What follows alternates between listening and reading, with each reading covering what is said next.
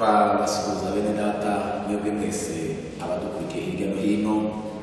Iki ni igitondo ciza, igitondo c'intsinzi, igitondo c'umuzuko w'Umwami Yesu.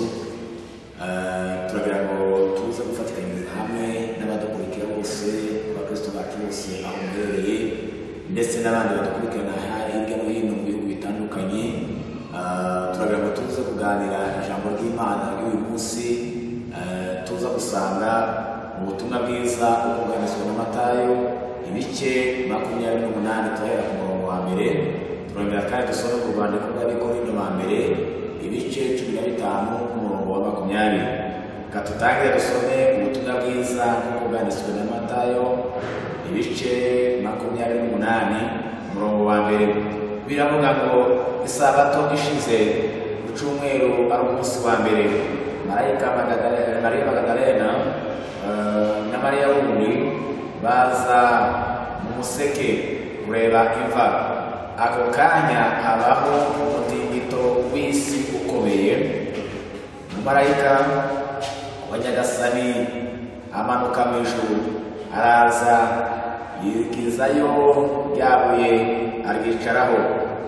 Yarabagiranaga nk'umurabyo, n'imyambaro ye yeraga de.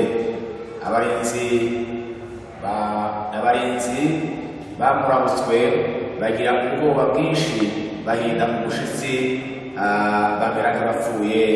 Amen.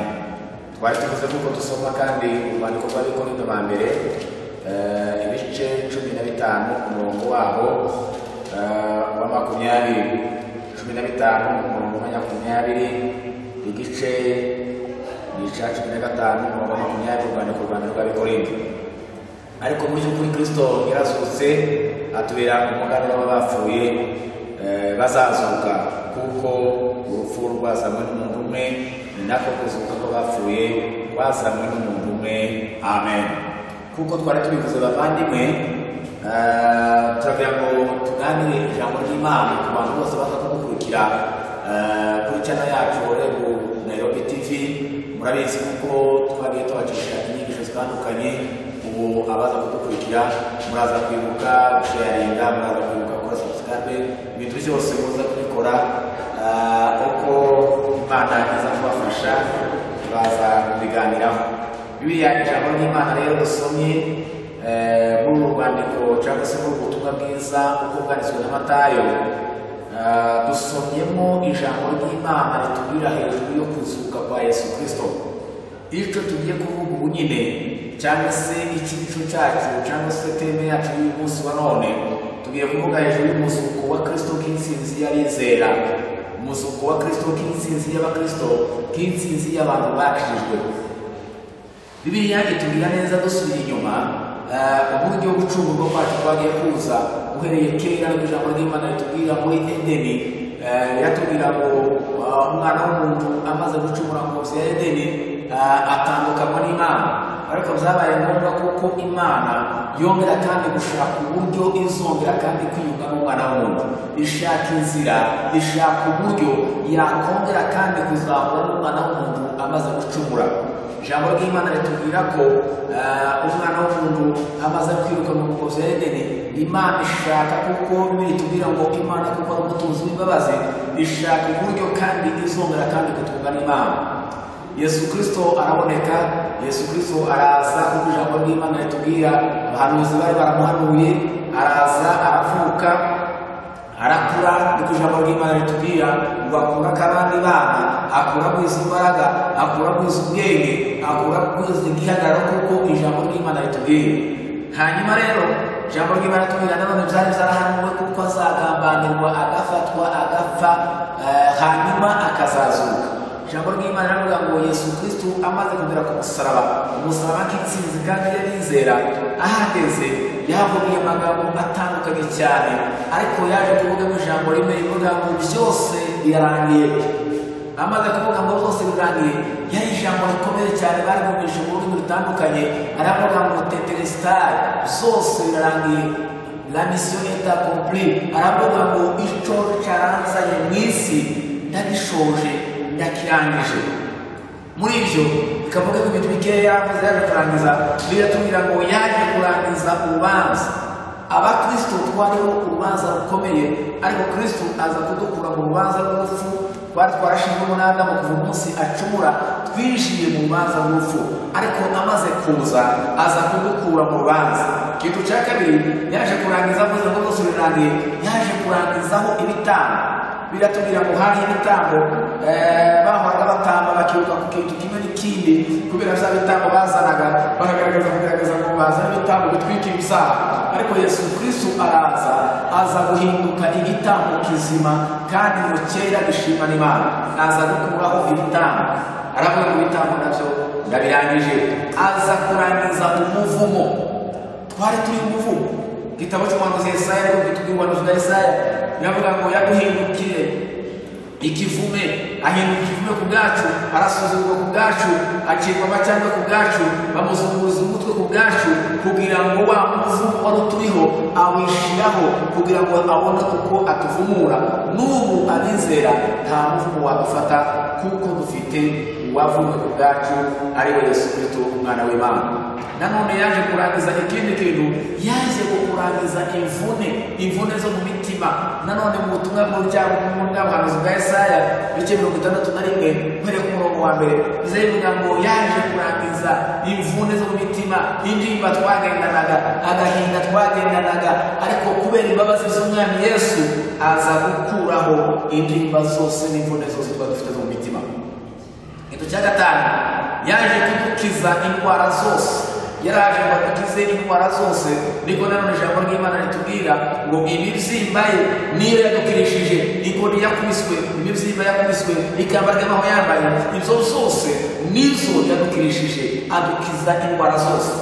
Cya gatandatu naje kurangiza, yaje kurangiza imirimo yo gucungura. Uwo munsi aravuga ngo byose byarangiye, umurimo wari warazanye mu isi wo gucungura, umurimo wari warazanye mu isi wo kubacungura ndawurangije. Muri izi ndirimbo zo gushimisha yarimze neza, aravuga ngo yabambwe yarangije ibyo kuducungura, imirimo yari yaramuzanye kuducungura aba arayirangije. Hanyuma rero twasoma mu ijambo ry'Imana, kuko ngo bari baravuze ngo reka turebe kuko ubuhanuzi bwavugaga kuko Yesu Kristo azapfa kandi akaja ikuzimu. Barabitegereza, ariko nanone hari ubuhanuzi buvuga kuko azazuka. Ariko nanone abasirikare b'Abaroma baza gutekereza uburyo bazakora ibishoboka byose kugira ngo babashe gukora imirimo ikomeye bizatuma umwami Yesu Kristo atazuka ngo ave mu mva. Bibiliya iratubwira ngo babagore ngo bagenda berekeje ku gituro, bafite ngo ibihumura neza, bafite amavuta ahumura neza, bahaye bagenda mu nzira, bahaye bibaza uburyo baza kubirangaho cya gitare, bari kubibaza uburyo bizagenda.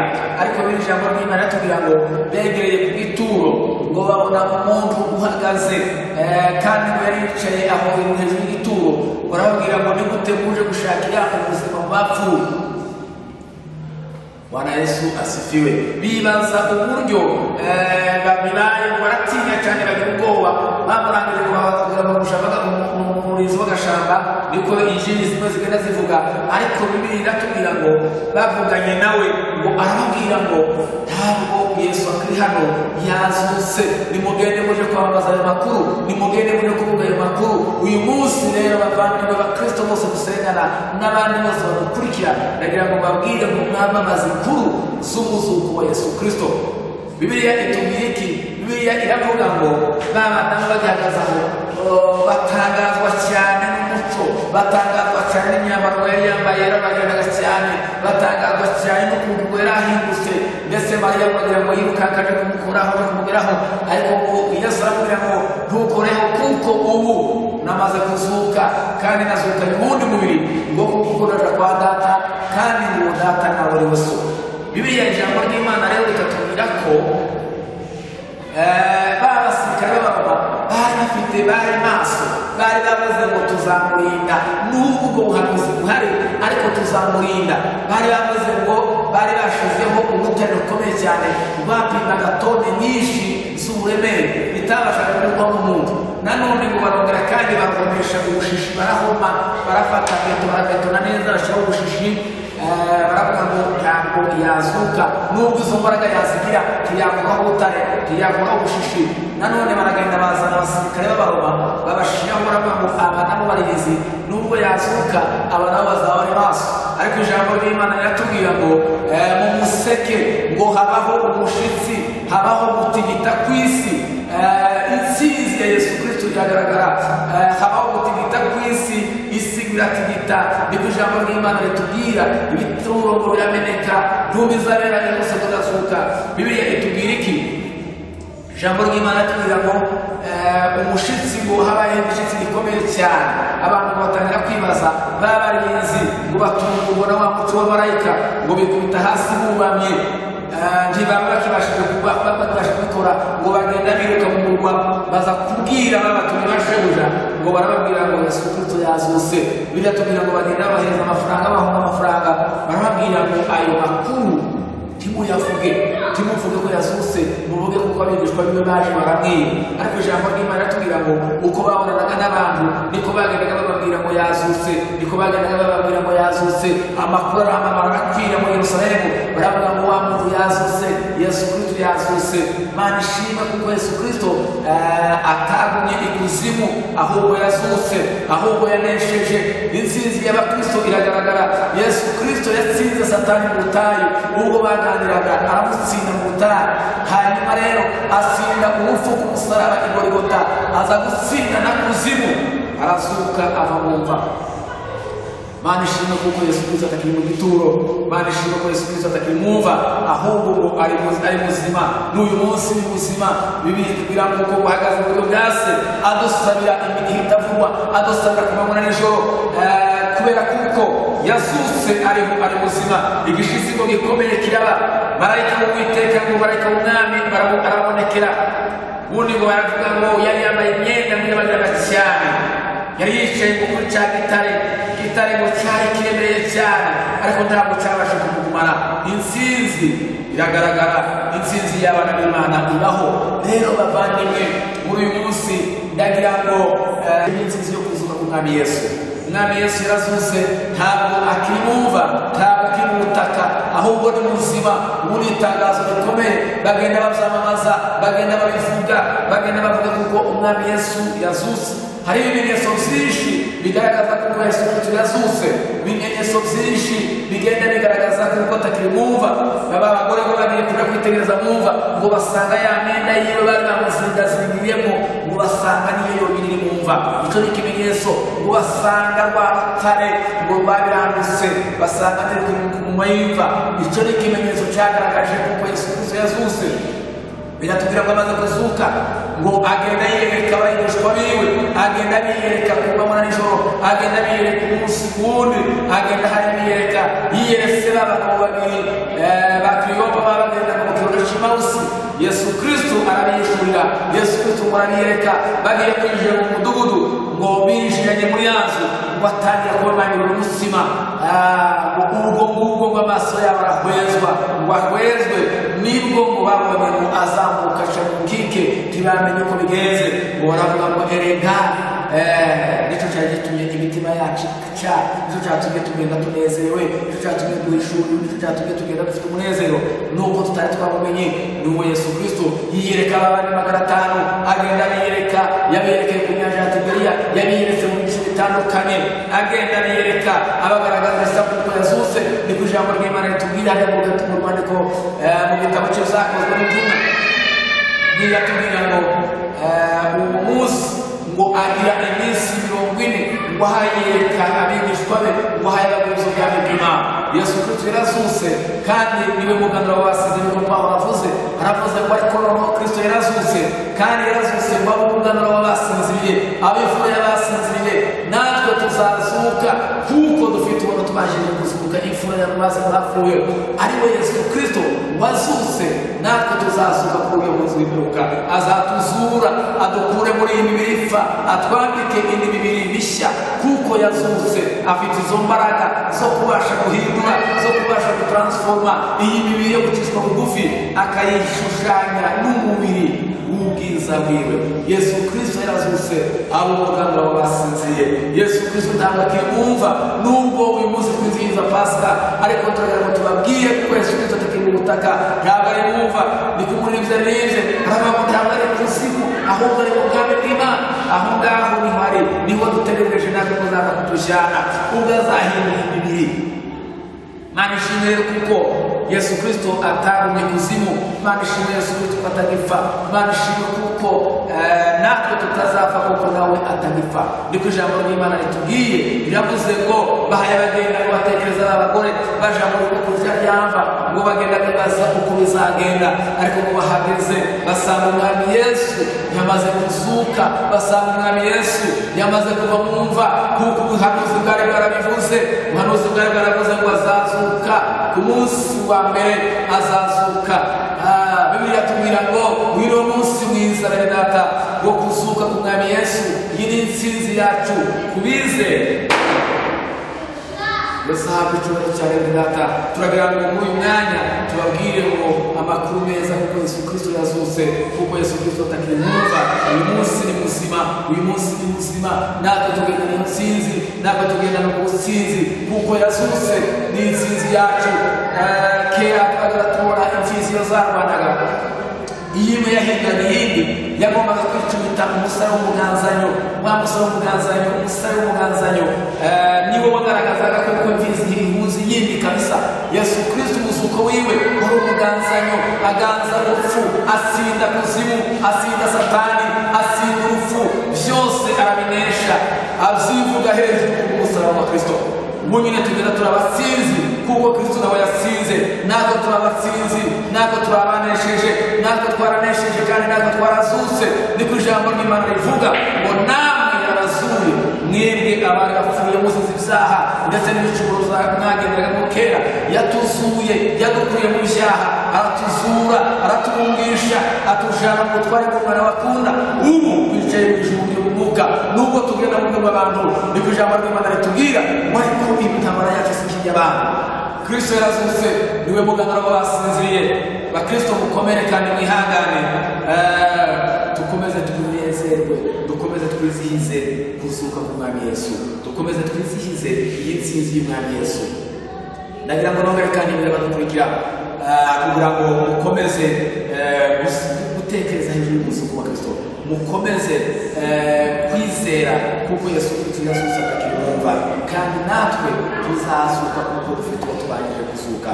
Nta kabuza tuzazurwa, nta kabuza ngo dutandukane n'abacu bapfa muri mubiri, ariko bazazurwa kuko Kristo yazutse akaba umuganura, akaba intsinzi ku bantu bose. Uyu munsi Kristo umuzuko wabera. Bibiliya itubwira ijambo ry'Imana ngo iyo Kristo atazuka, iyo ataza kuzuka, natwe tuba tumeze nk'abandi bose. Iyo Kristo atazuka, natwe tuba tumeze nk'abandi, nta jambo tuba dufite. Ariko n'ubu Kristo yarazutse, iyo niyo ntsinzi yacu, niyo tugendana. Hari abanyamadini benshi bagenda bigata amadini yabo, ariko abo ngabo ntabwo Kristo yabo, ntabwo Imana zabo zigeze zizuka. Ariko twebwe Kristo yarazutse, abo umuganura w'abasinziriye, abifuza mu kuzuka, kugira ngo natwe azatuzuma kuri uyu munsi. Mukomere cyane kandi mwihangane, mukomeze mutegure ubutumwa bwiza bwa Yesu Kristo, mukomeze mushigikire ivugabutumwa, kandi ivugabutumwa mbere y'uwa munsi wo kuzuka nibwo yavuze ngo nimugendagende muje kwamamaza inkuru yo kuzuka, muje kwamamaza ubutumwa bwiza. Abazabwizera bose muzabatize mu izina rya Data n'Umwana n'Umwuka Wera, kubera kuko yazutse. Nimugende mwamamaza iyo nkuru. Aya ni amakuru meza tugenda twamamaza, inkuru nziza z'agakiza, inkuru nziza zo gucungurwa, inkuru nziza z'umuzuko wa Kristo.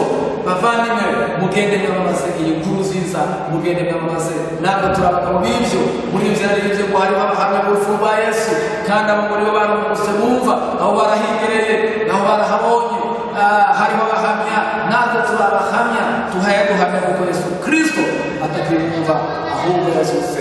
Ubu yamaze kuzuka, ubwo turabahamya. Bene data, ndagira ngo mugende mw'abahamya b'ubwo butumwa, mugende mw'amabariza isi, muyibwire ko umwami wacu Yesu Kristo yazutse, kandi dutegereje ko azagaruka kutujana tukaza kubana nawe. Murakoze cyane, Imana idufashe kandi iduhe umugisha, dukomeze gutekereza hejuru y'intsinzi yo kuzuka kwacu, kugira ngo bizadufasha kwamamaza ubutumwa bwiza. Niryo shingiro umuzuko wa Kristo, niryo shingiro ry'ubutumwa bwiza. Naho ubutumwa bwiza bwacu bushingiye ni ku muzuko wa Yesu Kristo.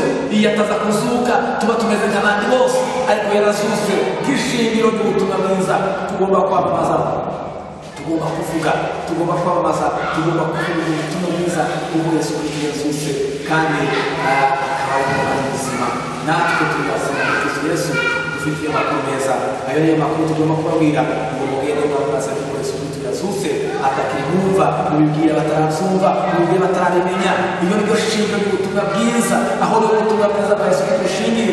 Naho niyo piki y'abakristo, nicyo tubwira abandi, nicyo twiratana intsinzi y'umwami Yesu. N'uyu munsi ngo tubirata ko Kristo yamaze kuzuka, intsinzi yayizamukanye, intsinzi irahari.